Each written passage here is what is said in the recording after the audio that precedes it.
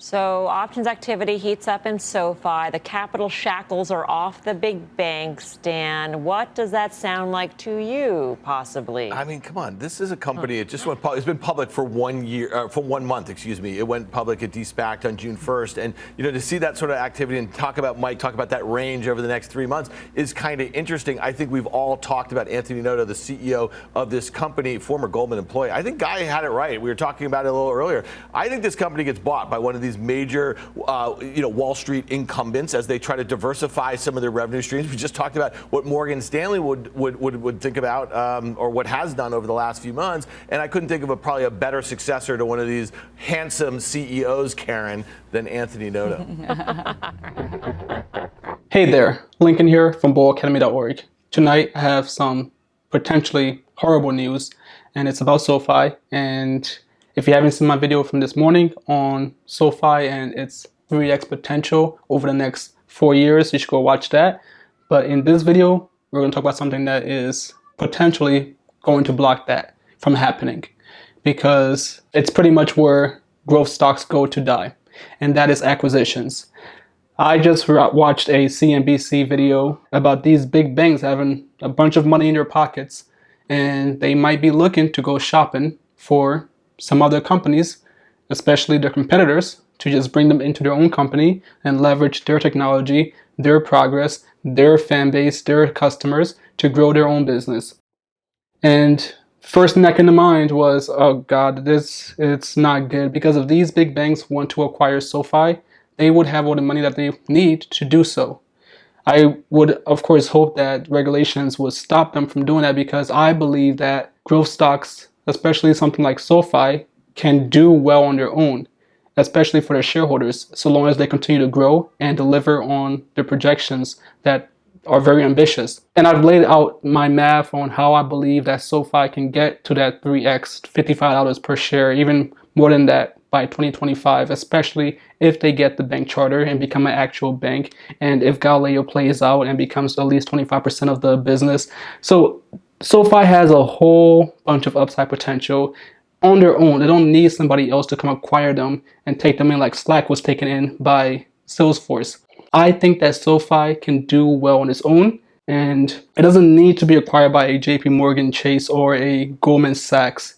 Unfortunately, Anthony Noto, the CEO of SoFi, is from Goldman Sachs. So if anyone would acquire SoFi, it could be Goldman Sachs, because he has those relationships and he could get a deal done. And if he thinks that's what's in the best interest of the company, even if shareholders don't agree, at least retail investors don't agree, and of course the institutional investors don't care what we think. But if they think, oh, we can go join the big guys and play in the big boys club with the Goldman Sachs and the JP Morgan Chase, if they want to do that, they can do that. And of course, Anthony Noto knows how to make deals happen. He's the one who got us the stadium, the NFL stadium, because he used to be the CFO of the NFL. So he uses his relationships. So if there was going to be an acquisition, I think Goldman Sachs would be the first one. So if we look at Goldman Sachs' growth history, we can see that they're not really growing that fast. They've been going up and down, right? And then just staying flat. And now Marcus, their new fintech neobank, is doing $1 billion in revenues. And they're expected to grow by a lot more by 2024. So they already have a fintech. They already have a somewhat competitor to SoFi. So I don't think they need to acquire SoFi, but the reason that they might want to is just to get rid of them as competitors and bring them in. And then leverage their technology like Galileo, because Galileo is the standard for card issuing and other banking technology out there.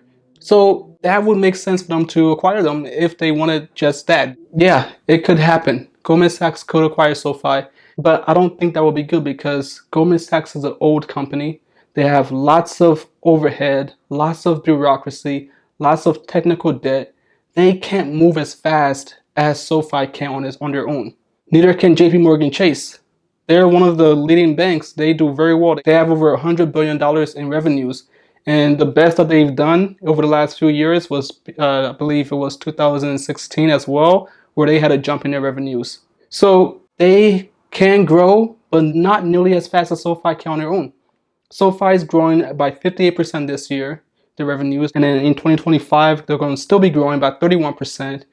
So SoFi has a lot of growth ahead of it. And these big banks would just slow it down.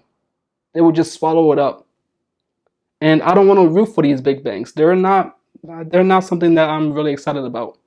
I want to root for SoFi because they're innovative. They're young. They're growing fast. Their customers love them.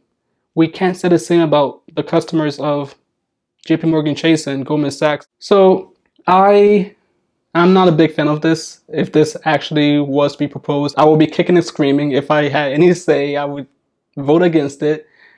But besides that, like I've said before, the biggest case against SoFi is itself. Whether or not it can continue to innovate and best serve their customers in a delightful manner. And if they can't, then they might see their lead dwindle and they could fall out of favor. But I don't see that happen. They have an amazing leadership team. They know how to do consumer. Anthony Noto came from Twitter, one of the biggest social networks out there, which is all consumer based. So they know how to build things that consumers love to use. And it shows in SoFi's ratings. So I don't see them failing on the consumer side of things. And then there's Galileo, which is the standard again in their field. They're the leader by far. 9 out of every 10 neobank accounts created in 2020 was through Galileo. So that's a huge lead that they have. And they're growing very fast with 62% contribution margins. And they're still innovating. They don't need to be acquired. So as I've said many times in this video, I really hope this does not happen. I really hope that SoFi does not get acquired, that they do not sell out to these big banks, that they take them on head on and say, hey, we're coming for your lunch. We're here and we're going to stay. We're going to fight. We're going to take your customers because they like us better. We know how to serve them. And we own the technology that serves millions and millions of customers who aren't ours because we own Galileo. And we're going to become a bank if this bank charter goes through and gets approved by the end of this year. And if that happens, there's 25% more upside to SoFi. So they don't need JP Chase. They don't need Goldman Sachs. They don't need, I don't know, Wells Fargo, whoever want to acquire them. They don't need those people. They don't need those big banks. They can become a big bank on their own. And they can do it the right way, in a way that customers love.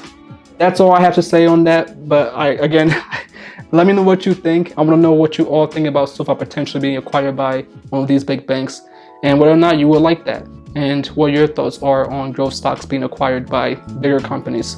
And if SoFi was acquired by JP Chase or a Goldman Sachs or a Wells Fargo or whoever, if you will continue to hold the stock of the acquirer. I personally likely would not, but you never know. There could be a chance that they know what to do with SoFi and it helps them grow much faster. But I don't trust big companies to know how to grow because, of course, their job is just to maintain, just to continue to do well and maintain their revenues and pay out dividends and keep shareholders happy by giving them cash, which means that they can't reinvest that money into their business to continue to grow it. And we're still poor. We cannot afford to stay stagnant. We have to grow our wealth. And the way we do that is through the appreciation of the value of our assets. And that's done by growing revenues so that we can appreciate the stock price, the stock value, right? That's how we build wealth. Until then, we cannot afford to just maintain. And that's what happens at big companies. That's why I'm afraid of acquisitions. That's why I likely would not hold this stock if it was to be acquired after the acquisition. So let me know what you think. And if you enjoyed the video and want me to continue to make videos about SoFi, then please do me a big favor. Like the video below, and subscribe to the channel, and hit the notification bell so you never miss any of our future videos. And of course, as always, these videos are brought to you by our patrons at patreon.buyout.org who support the channel financially and keep us going and help me brainstorm new video ideas to share with all of you. So if you want to support the channel too and get more access to me and get direct answers to your investor questions, then join us over at patreon.buyout.org and you will get access to our Discord channel where we discuss the stock market in real time every day and share news, rumors, and new investment ideas so that we can all do our own research and then come back together and collaborate. And you will have a chance of winning $200 every month just for being a loyal and engaged patron. So if you're interested in all of that, I hope to see you over at patreon.bullacademy.org. I'm Lincoln with bullacademy.org. Thank you again and have a great night.